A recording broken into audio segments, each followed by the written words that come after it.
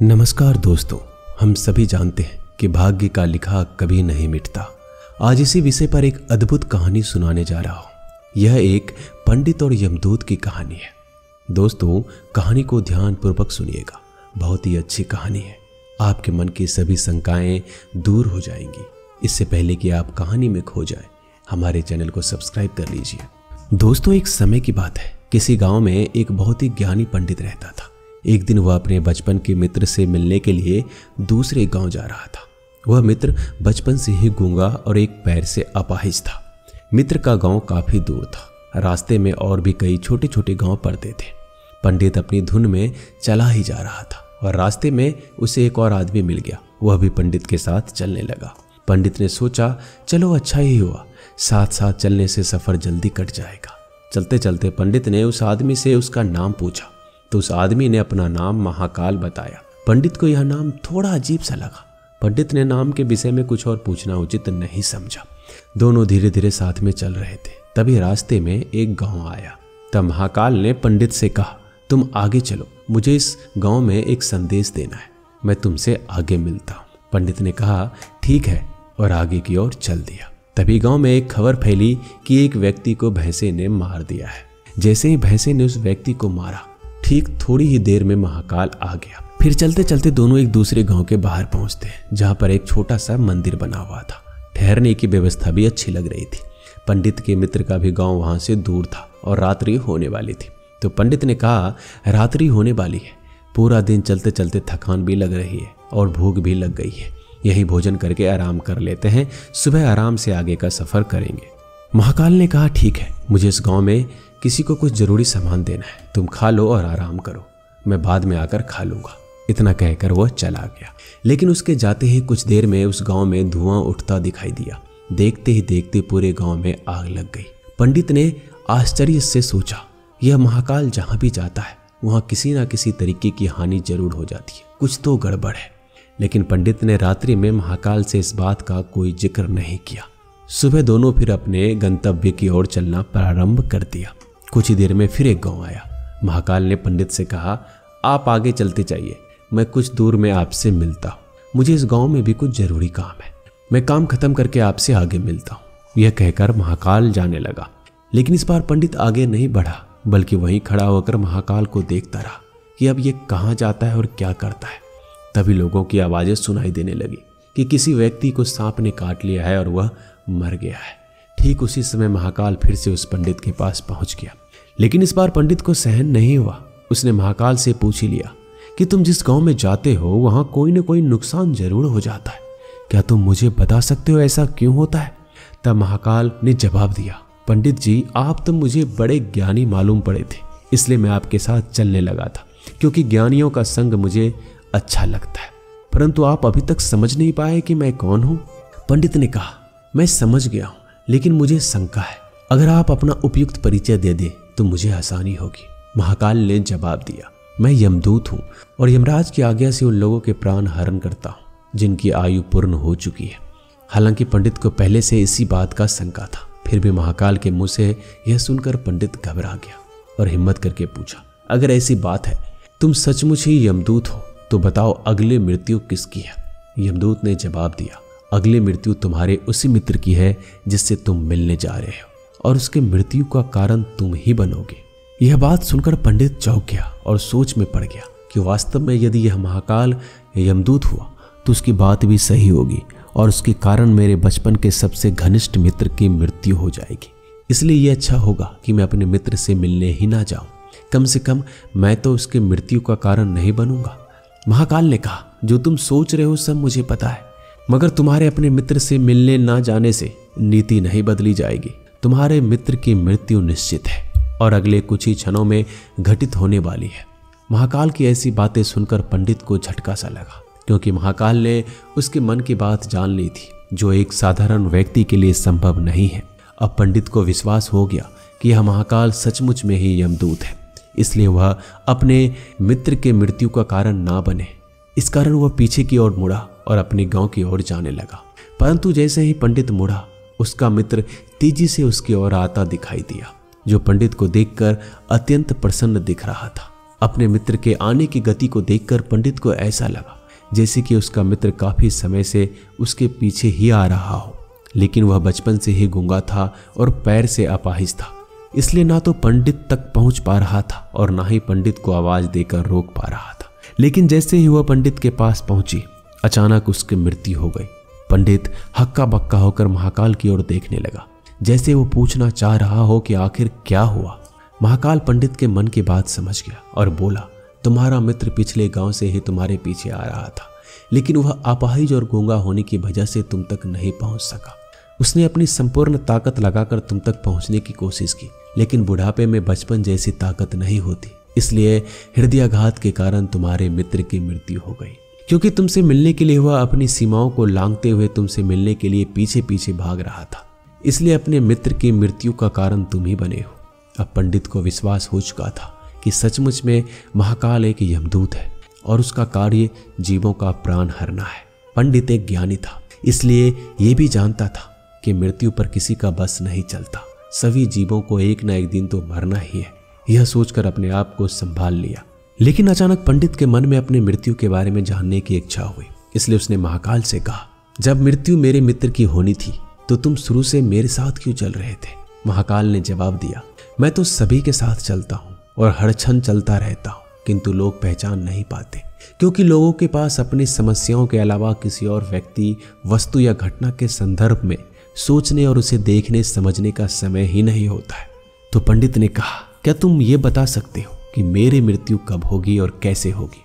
तो महाकाल ने कहा, किसी सामान्य जीव को यह जानना उपयुक्त नहीं है, क्योंकि कोई भी जीव अपने मृत्यु के बारे में जानकर दुखी हो जाता है, लेकिन तुम ज्ञानी व्यक्ति प्रतीत होते हो। तुम अपने मित्र की मृत्यु को जितनी आसानी से सहन कर लिया है, उसे देखकर लगता है कि तुम अपने मृत्यु के बारे में भी जानकर दुखी नहीं होगी। तो सुनो, तुम्हारी मृत्यु आज से ठीक 6 महीने बाद आज ही के दिन किसी दूसरे राज्य में फांसी लगाने से होगी। और सबसे आश्चर्य की बात यह है कि तुम स्वयं ही खुशी से फांसी को स्वीकार कर लोगे। इतना कहकर महाकाल जाने लगा, क्योंकि महाकाल के पास पंडित के साथ चलते रहने का कोई कारण नहीं था। पंडित भी अपने मित्र की यथाशक्ति कर्मकांड करके अपने गांव चला गया। लेकिन कोई भी व्यक्ति कितना भी ज्ञानी क्यों ना हो, अपने मृत्यु की बात जानकर व्यथित तो होता ही है और मृत्यु से बचने के लिए कुछ ना कुछ तो करता ही है। पंडित ने भी तय किया, क्योंकि पंडित विद्वान था, इसलिए अपनी ख्याति उसके राज्य के राजा तक थी। पंडित ने सोचा, राजा के पास तो कई ज्ञानी मंत्री होते हैं, तो मेरी मृत्यु से संबंधित समस्या का कोई ना कोई हल जरूर निकलेगा। पंडित यह सोचकर राज दरबार में पहुंच जाता है और राजा को सारा वृतांत कह देता है। उसके सुनने के बाद राजा शांत रहा। शाम को सभा लगी तो राजा ने अपने मंत्रियों को बात बताई और उनसे सलाह मांगी। अंत में सभी ने विचार विमर्श करके कहा, अगर पंडित की बात सही है तो उसकी मृत्यु भी 6 महीने के बाद ही होगी, लेकिन मृत्यु तब होगी जब किसी दूसरे राज्य में जाएगा। यदि वह दूसरे राज्य में जाए ही नहीं और यही रहे तो उसकी मृत्यु भी नहीं होगी। मंत्रियों का यह सलाह राजा को भी उपयुक्त लगी। पंडित के रहने की व्यवस्था महल में कर दी गई और राजा के आदेश के बिना उस पंडित से किसी को भी मिलने नहीं दिया जाता था। लेकिन पंडित कहीं भी आ जा सकता था, ताकि यह ना लगे कि मैं राजा की कैद में हूं। परंतु पंडित डर के मारे स्वयं ही कहीं आता जाता नहीं था। धीरे धीरे पंडित की मृत्यु का समय नजदीक आने लगा और वह दिन भी आ गया जब पंडित की मृत्यु होनी थी। जिस दिन पंडित की मृत्यु होने वाली थी, पंडित डर के मारे उस दिन जल्दी सो गया, ताकि जल्दी से रात बीत जाए और अगला दिन आ जाए तो मृत्यु टल सके। लेकिन पंडित को स्वयं नींद में चलने की बीमारी थी और इस बीमारी के बारे में वह स्वयं ही नहीं जानता था। राजा या किसी वैद्य को इस बीमारी के बारे में बताने का तो प्रश्न ही नहीं उठता। पंडित अपने मृत्यु को लेकर बहुत चिंतित था और नींद में चलने की बीमारी तभी आती है जब नींद ठीक से ना हो पा रही हो। और उस रात पंडित को नींद में चलने का दौड़ा पड़ा और वह उठा और महल से निकलकर अस्तबल में गया। पंडित राजा का खास मेहमान था, इसलिए किसी पहरेदार ने भी नहीं रोका और ना किसी ने पूछताछ की।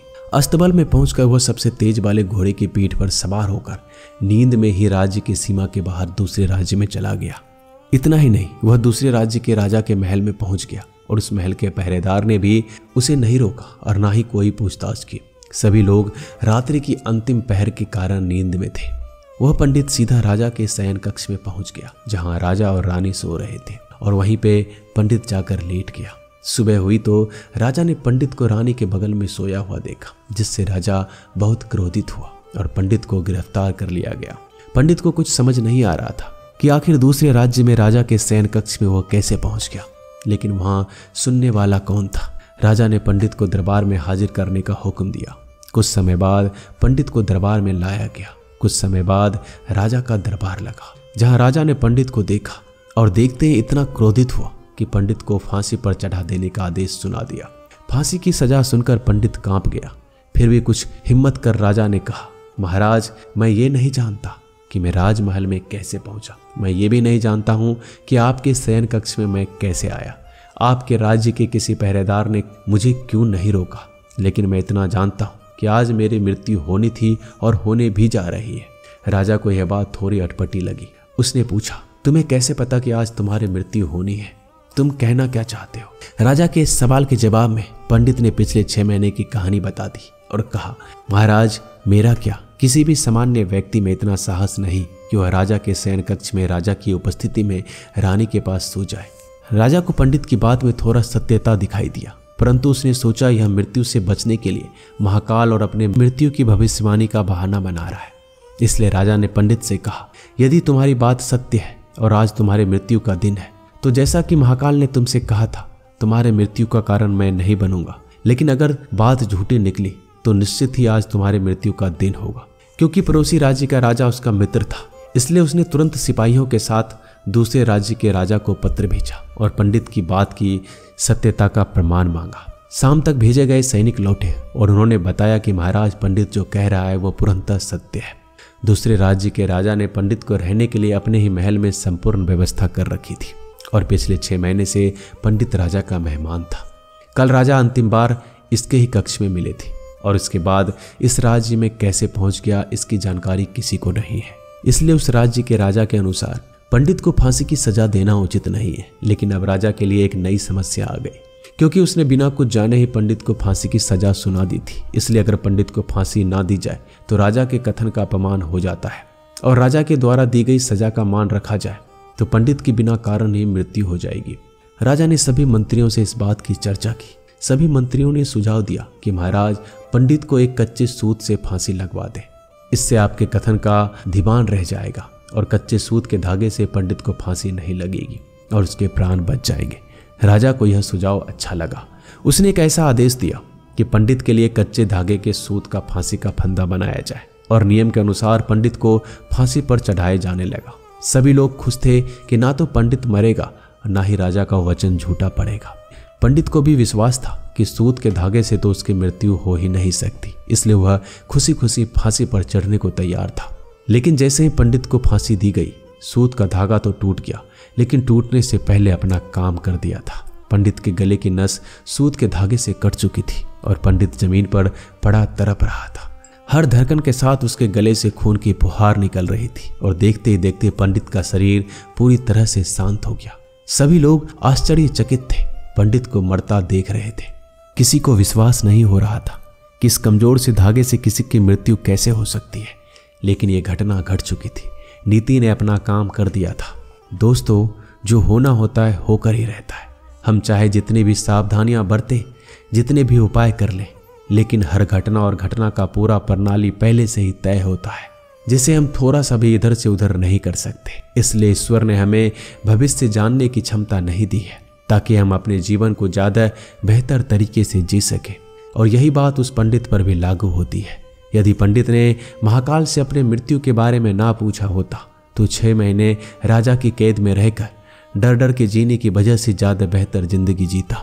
इसलिए जो भी हो रहा है वह भगवान की इच्छा से ही हो रहा है। हमें हमेशा ही भगवान के ऊपर भार छोड़कर अपने कर्तव्य निभाने चाहिए और हमेशा ही खुशी से जीवन जीना चाहिए। यह जीवन का सबसे बड़ा रहस्य है। दोस्तों, कहानी अच्छी लगी हो तो चैनल को जरूर सब्सक्राइब कीजिएगा, वीडियो को लाइक कीजिएगा और कमेंट में अपने राय जरूर बताइएगा। मिलते हैं जल्दी नए ज्ञानवर्धक वीडियो के साथ। धन्यवाद।